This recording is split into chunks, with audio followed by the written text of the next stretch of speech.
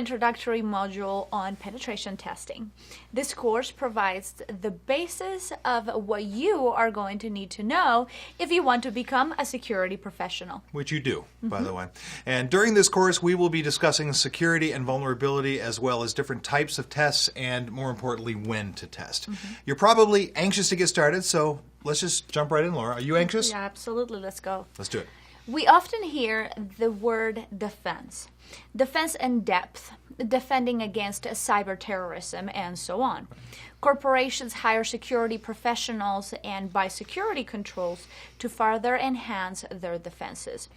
But who can confirm that the measures taken are enough to defend against skilled hackers? Here comes the role of penetration testing. Pen testing is an intentional attack on a system to discover security weaknesses left by either the security officer who designed the defense strategy or the security controls that are incapable to defend against a given threat. Right. And pen testing is one type of security assessment where security policy creation, risk identification, vulnerability scan, vulnerability assessment, security audit, and penetration testing are effectively used together as a team to give the best result in order to secure an environment. Now, depending on the organization type, one or all of them might be required to be run at least once a year to be compliant with certain ISOs. The assessment can be either running a tool to discover security weaknesses like Nessus, is a good example, or manually verifying each discovered vulnerability. Now, we're going to take some time and we're going to define each one of them. The first step of vulnerability assessment is usually a light discovery of the systems that need to be assessed. We do not try to find any vulnerability in this stage. Rather, we just identified what services are running on the target system, which version and which firmware version. Now, this information is enough to highlight the system as vulnerable or not. For example, if we are running a server with an old firmware known to be vulnerable, there is no need to further continue in the assessment as the system is definitely vulnerable and exploitable. Right, and after running the first discovery, we can move to a vulnerability scan. There are many tools that can be used to accomplish a vulnerability scan. Among them are Nessus, Nexpose, GFI. There are a whole list of them out there. Now, these tools try to match conditions found on the target system with known vulnerabilities. They don't find new vulnerabilities. Rather, they count on a database to identify the existence of certain weaknesses that have already been predetermined. That's correct.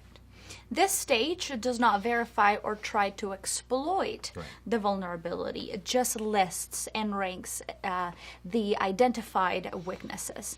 It is possible to see false positive results in this stage, which is why we need to continue the vulnerability assessment. The scan can be run with supplemented credentials to reduce the false positive results.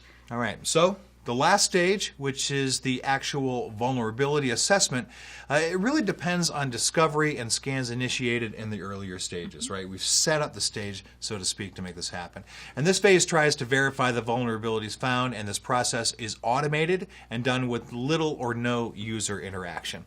With the help of the security officer who's running the scan, the tool will assign a quantifiable value for the tested asset.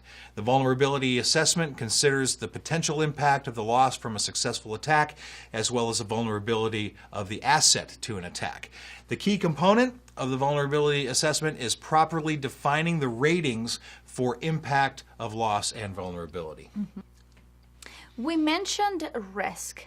An important note here: risk assessment depends heavily on vulnerability assessment. It cannot be done without first identifying the vulnerabilities on a system. Another stage that could follow the vulnerability assessment to further verify that the vulnerability is exploitable is manual penetration testing. And we are often misled by the term security assessment. Does it mean all the assessments that we are discussing here, or just security audit? Well, technically, it is not wrong to call the security audit by security assessment. But to be more precise, we should call it security audit or review. Now, this assessment looks at a specific control or compliance issue, So let's narrow it down. In a given environment, there should be supposedly a security policy in place, right? And a security audit will then take the time and review the configuration of security controls, firewall, IDS, WAF, etc. So if they are configured correctly to match the policy, they also will review software configuration like permissions given to users to a specific resource or service. Code reviews may also be used here to analyze specific web application or internal software. This step is essential for the organization to be compliant with certain ISOs or other certification bodies.